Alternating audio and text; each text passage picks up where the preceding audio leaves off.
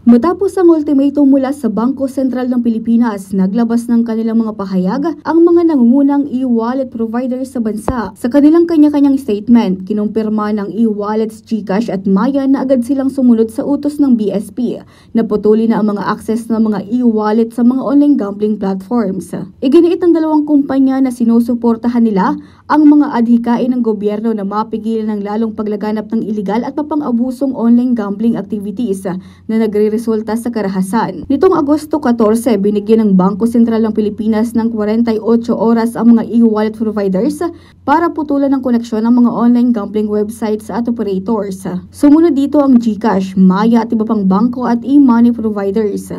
Hati naman ang opinyon ng publiko sa ginawang hakbang ng Bangko Sentral ng Pilipinas katuwang ang mga e-wallet. May mga nadismaya sa biglaang pagbabago habang ang iba naman ay nagpahayag ng buong suporta. Kabilang sa mga nanghinayang si Nanay Susa na nabigla sa anunsyo. Ayon sa kanya, isa ang online gambling sa mga pinagkakakitaan ng kanyang anak, kaya malaking kawalan sa kanilang kabuhayan ang pagputol ng akses sa mga e-wallet. Kaya ko pabor kaya na dahil paagi sa GCash, sapat GCash manggiraray. Kung ano si pinuunan, yung manggiray katapusan kaya.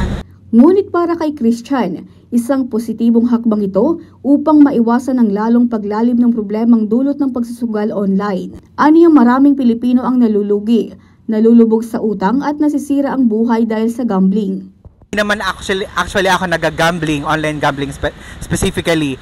Pero yun na nga, kagaya ng sinabi ko, mas maganda talaga na itanggal na siya sa sa e-wallet, especially sa GCash para wala nang individual or student, mapa-adult man yan or matanda, bata o ano man na malulong sa sugal. Saka actually dapat din po talagang ibaan ito sa pati na din sa social media. Yun pa man, sa kabila ng pagputol ng ugnayan, patuloy pa rin nakakapaglagay ng pondo ang ilang gamblers sa pamamagitan ng mga indirect or external methods.